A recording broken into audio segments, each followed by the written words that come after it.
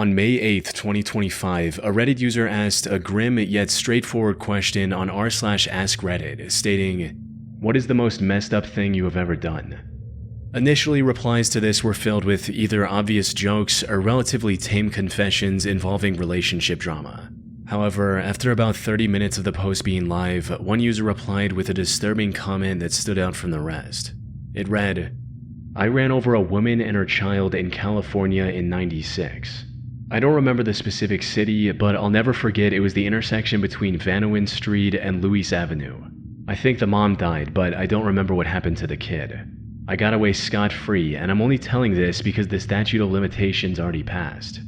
Now, it's not uncommon for people to just make up shocking stories on Reddit for attention. And at first this didn't look any different, until another user did some digging and discovered an LA Times article from July of 1996 about what seemed like the same incident mentioned in the comment. That article, along with others from the time, not only confirmed the OP's claims, but also revealed the horrifying details of what actually happened that day. According to the reports, the victims of this incident were a 19-year-old girl named Ruby Moreno and her 1-year-old daughter. Ruby had taken her daughter to a nearby hospital on the morning of July 29 to treat a few minor cuts she got while playing. She stopped at a relative's house on Vanowin Street on her way back and was about to return home at around 10 p.m. But as she was attempting to get into her car on the driver's side, she heard a loud screeching noise from behind. She looked back and saw a car barreling towards her at 100 miles per hour. According to other witnesses, this car had swerved to avoid hitting a van just seconds earlier, causing it to lose control. Seeing this, Ruby panicked and started running from the speeding car with her daughter still in her arms.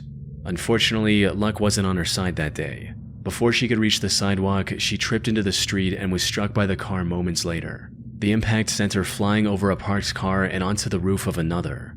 The baby was also tossed several feet into the air before falling on the asphalt. Miraculously, the baby didn't receive any lethal injuries and was able to survive without any lasting damage to her body. Ruby, however, wasn't as fortunate. She was rushed to the hospital but succumbed to her injuries the same night. As for the driver that hit her, witnesses reported him trying to flee the scene, hitting another parked car and then a curb before successfully getting away. And from everything I could find, the perpetrator was never identified or arrested. So, if this Reddit user was telling the truth, there's a real chance he was the driver behind the brutal hit and run nearly 3 decades ago. The report from 1996 also mentioned that the driver was likely intoxicated due to the way he behaved after hitting Ruby. And when asked, the user admitted that this was the case. "Were you drunk at the time, as the article says, or were they wrong about that?" "Inebriated, sure. More high than drunk. I was on a lot of junk back there." But the most disturbing part of his confession was just how cold and remorseless he seemed about the entire incident. "Why no sympathy? Was this on purpose?" "No, but it's been so long. It's like a whisper of a memory." "Do you think about how that child has to live without a mother now? Genuinely asking, you seem stone cold." "It's been 30 years. That child probably has children of its own. I seem stone cold because I've already been through all the stages of emotions. I've justified myself, I rotted with guilt, I've had sleepless nights. I'm an old man now and I'm waiting to die any moment. I can't change what I did. I can't even pay for my crime anymore because California doesn't send people to prison only on a confession, and regardless, my health alone would render me incompetent to stand trial. There's nothing tying me back to that day but my word." Which brings us to the big question, was the OP actually telling the truth? Unfortunately, the answer to this is a bit more complicated than it initially seems. For starters, his story does match an actual incident that happened back in 1996, right down to the exact intersection he mentioned in his confession. He also added several details that didn't seem made up, and even gave a reason for why he was finally willing to confess now, because the statute of limitations had long expired. That said, there also seems to be some potential inconsistencies. Some reports claim the driver was with another passenger, and that they actually fled on foot. However, the OP not only didn't mention any passenger, but also claimed that he still had the car. He even cited its damaged condition as the reason he became aware of the accident, writing, "What was your reaction to what happened? I was too hopped up on various types of drugs to notice.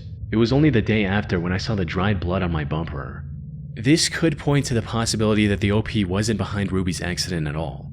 He maybe stumbled upon the 1996 article online, memorized key details like the year and the street name to make it seem real, and then fabricated the rest of the story as users pressed him with more questions. All just to get some attention on the internet.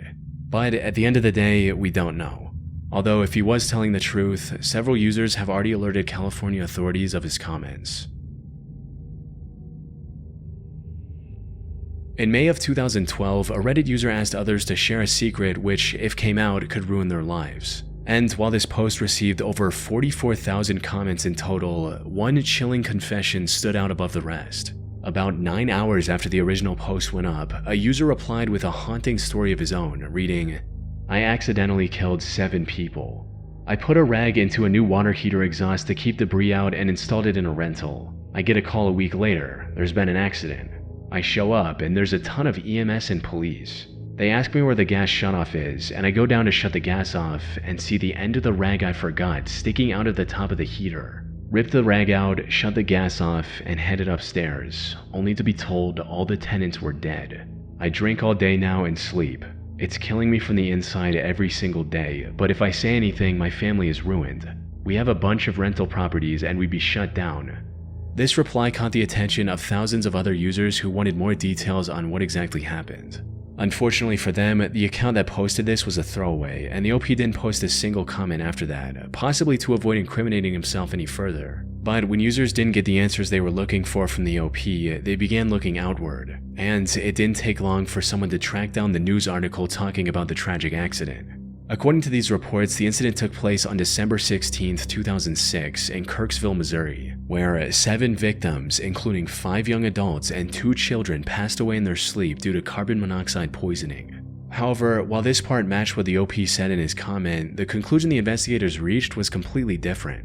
In his report, the police chief spearheading the investigation stated that the heating system was functioning properly and was not the source of any problem. Instead, one of the victims' vans was left running in the closed garage. This generated a lot of carbon monoxide throughout the night, which slowly filled up the apartment and eventually ended up taking the resident's life. So, did the OP really get away with killing 7 innocent people because of his gross negligence? Sadly, the answer is not as clear-cut as many would hope. There are multiple possibilities, and any one of them could be true. For instance, if we assume that OP was telling the truth from his perspective, it's completely possible that the accident did have nothing to do with the heating system. But since the OP saw the rag stuck in the heater, he assumed it was his fault and has been blaming himself ever since. On the other hand, there's also a chance that everything unfolded exactly as the investigation concluded. OP just took this real accident and made up the story about him forgetting the rag for attention on Reddit. This would also explain why the police would let him casually walk into a potential crime scene without any supervision. We can even take this a step further and assume that the OP wasn't even the landlord and just read about the incident online. That all said, it's still completely possible this story is legit and that the rag was the cause of the deaths, or perhaps a combination of the van and the rag. The OP hasn't posted any new updates on his throwaway account in the last 13 years, so whatever the truth is, we may never know for sure. On May 2nd, 2017, users on the Canada News subreddit came across a lengthy post titled, "Wanted for Kitchener Murder, My Side." This was a reference to a horrific murder that took place in Kitchener, Canada just a few days earlier. And to everyone's shock, this post was written by the prime suspect, Ajer Hussein. He was still on the run but wanted to tell the internet what exactly happened on the night of the incident. However, what seemed like a desperate attempt to share his side of the story would later turn out to be a part of his plan to evade the consequences for his actions. Though the events that led up to this started 15 months earlier in February of 2016, when 21-year-old Ajer Hussein met 21-year-old Melinda Vasilier in Kitchener. The two quickly became infatuated with one another and began dating just weeks after their first encounter. However, while things went quite well for the first year or so, the two eventually started bickering and fighting with each other. This resulted in the two breaking up in April 2017 via text, and that's when things took a turn for the worst.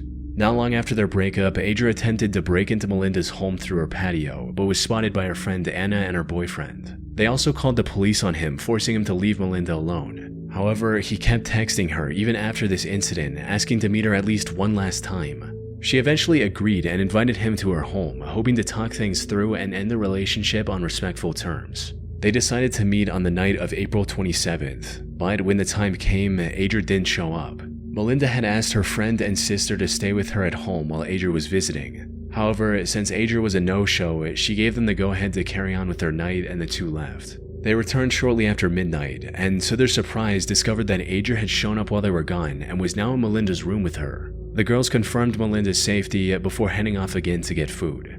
This trip took barely 30 minutes, but by the time they came back, things had somehow spiraled into a complete nightmare. The apartment was in complete disarray and there was no sign of Ager anywhere. And as they stepped further into the apartment, they found Melinda lying face down on the kitchen floor in a pool of blood with her body covered in dozens of wounds. They rushed in to check on her, but tragically, it was already too late. Melinda had no pulse. After composing themselves, they contacted the police and told them everything they knew, sparking a nationwide manhunt for Ager. However, despite days of searching, the investigators were unable to find anything about his current whereabouts. That is, until a post from Ager himself popped up on Reddit explaining everything that happened from his perspective. He opened his monologue by going over the history of his and Melinda's relationship, how they were perfect together, and that he was even planning on proposing to her before everything fell apart. After spending a bit more time going over the timeline of the relationship, he moved on to talking about the day of the incident. And according to him, this is what happened after Melinda's friend and sister checked up on them.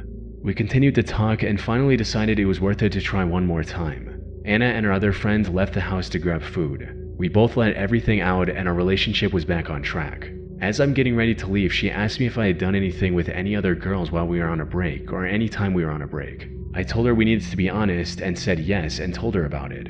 She started freaking out, wouldn't say a word, just kept slapping me with tears in her eyes. Slaps turned into hits. I told her I was sorry, but if she didn't stop, I'd do something back. She didn't stop.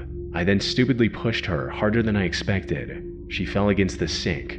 This was the first time I ever did something physically violent towards her. I told her I was sorry. She said, leave now. I began saying sorry even more and asked if I could get a hug. She was still crying. I go up to her to try and give her a hug. Almost out of nowhere, she grabs a knife by the sink. Initially, I thought she was just going to hold it to try and tell me to leave. She doesn't. She comes at me full force, aiming towards my face. I tell her to stop. She doesn't. I tried grabbing the knife but ended up cutting my hands. After a few cuts, I lost it. I freaked out. I was scared and in a state of shock. Never in 100 years did I think she would use a knife against me. Out of shock and fear, I grab one. I hit her with it, almost blindly, a few times.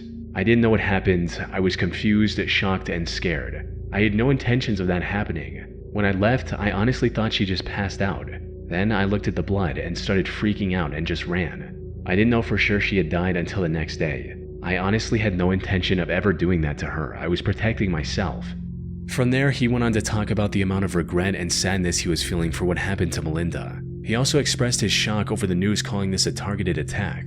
Now, on their own, these look like the words of a man desperately trying to clear his name after an accident, when in reality, every word in this post was carefully selected by Ager to make himself look as innocent as possible. For instance, he claimed that Melinda often slapped and hit him near the beginning of his story, so that it doesn't seem suspicious when he mentions it later. When, according to people who knew her, Melinda was extremely sweet and had no violent tendencies.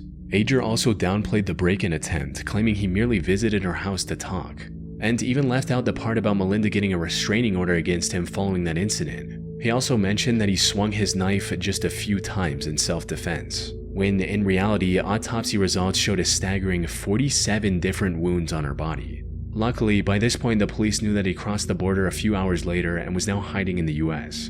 And while it did take them a few weeks to pinpoint his location, they were eventually able to arrest and charge him with the murder of his once girlfriend. Further investigation also revealed other twisted methods he tried to seem more innocent, like sending a message to Melinda saying, "Nice seeing you tonight, glad we worked things out. Anyways, see you soon," hours after committing the crime. He stood trial on October 2023, where the jury concluded his motive boiled down to, "If I can't have you, no one can." He was given a life sentence with the possibility of parole after 16 years. On June 7, 2019, a throwaway account made a post on the Confessions subreddit claiming to be responsible for the deaths of several people. The post opened with the OP talking about his life goal 4 years ago, how he didn't get stuck in a 9-to-5 cycle, so he came up with a different business plan, selling substances. However, this really didn't work out as well as he'd hoped. He hated meeting people in person and was constantly afraid of someone finding out who he was and where he lived. But then he learned about a popular marketplace for illicit substances on the dark web and started using that to conduct business. Things were going well, and even upgraded from selling just 3 substances to shipping several much more potent options as well. Unfortunately, what started as a major boom for his business turned into a massive disaster when he accidentally sent the wrong items for a few orders, stating, "I put all my addresses into an Excel spreadsheet along with their name, zip code, order, along with the amount. At the time, I was selling some super white powdered medicine. The was also a white powder. Very similar consistency. Long story short, my Excel messed up or I messed up, and about 7 people's orders were filled in as orders. They all went out. I didn't notice and kept doing my thing for a few days. After about 5 days, someone contacted me and told me their friend died from my I immediately called BS and went to check my order log and scale up how much I had of my left. Well, I had about 11 grams more than I should have. I still don't know how it could have happened. I wasn't a user, but I definitely was high."